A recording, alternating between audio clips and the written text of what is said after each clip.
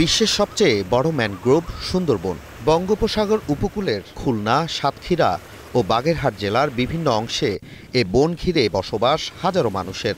প্রকৃতিগতভাবেই দুর্গম এলাকার মানুষের জীবনযাত্রার সঙ্গে জড়িয়ে রয়েছে নদী সাগরের জোয়ার ভাটা। মোংলার এই ফেরিতেও পারাপার করা হয় জোয়ার ভাটার নির্দিষ্ট সময় ধরেই। ফেরি পার হয়ে বাণীসান্তার প্রধান সড়ক থেকে বেশ খানিকটা পায়ে হেঁটে যাওয়ার পর চোখে পড়ে ছোট্ট একটি স্কুল, গোড়াঢাংমারি ফরেস্ট সরকারি প্রাথমিক বিদ্যালয়। দুর্গমের ছোট্ট স্কুলের ক্লাসরুমে এখন আর নেই ব্ল্যাকবোর্ড আর চক ডাস্টারের বিড়ম্বনা। প্রযুক্তির ছোঁয়ায় সাজানো হয়েছে মাল্টিমিডিয়া ক্লাসরুম।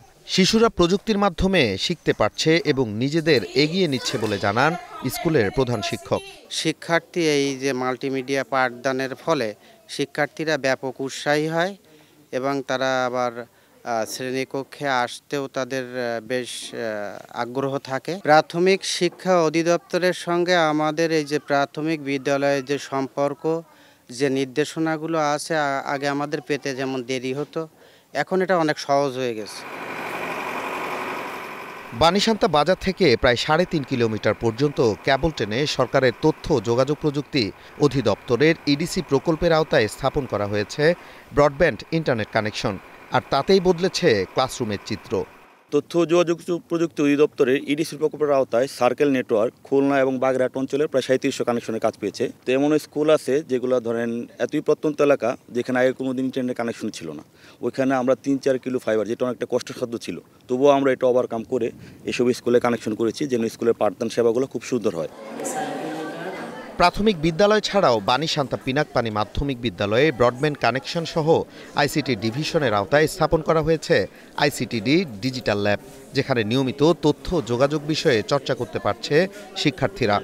আমাদের যখন কোনো কিছু দেখতে মন চায় তখন আমরা কম্পিউটারের মাধ্যমে সেটা ব্রাউজ করে আমরা দেখতে পারি। বিভিন্ন ধরনের তথ্য আমরা কম্পিউটার থেকে কিংবা মোবাইল ফোনের মাধ্যমে সার্চ ইঞ্জিনে ব্যবহার করে বিভিন্ন ধরনের তথ্য আনতে পারি। আমি বাংলাদেশ সরকারকে ধন্যবাদ জানাচ্ছি আমাদের এই ছোট গ্রামে ওয়াইফাই দেওয়ার জন্য। এর ফলে আমরা বিভিন্ন জিনিস শিখতে পারছি এবং আমাদের স্যারও আমাদের জন্য খুবই আন্তরিক। ব্রডব্যান্ড যে ইন্টারনেট সেবা, এই ইন্টারনেট সেবা দেওয়ার কারণে আমরা এখন তাদেরকে সুন্দরভাবে দেখাতে পারি।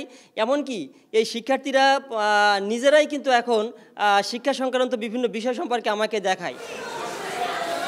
দুর্যোগপূর্ণ এলাকায় আইসিটি ল্যাব সহ ইন্টারনেট কানেকশনের ফলে স্কুলগুলোতে প্রতিযোগিতা বেড়েছে। শিক্ষার্থীরা ফ্রিল্যান্সিংয়ের বিভিন্ন কাজ শিখে ভূমিকা রাখছেন জিডিপিতে। ইডিসি প্রকল্পের মাধ্যমে যে হাই স্পিডের 20 Mbps যে ব্রডব্যান্ডের যে সংযোগটা আসছে, এইটা আসলে তারা পেয়ে আসলে তারা খুব উৎফুল্ল। শিক্ষার্থীদের মধ্যে একটা ব্যাপক আগ্রহ সৃষ্টি হয়েছে। ভর্তিটাও স্কুলের মধ্যে আসলে কম্পিটিশনে শুরু হয়ে গেছে।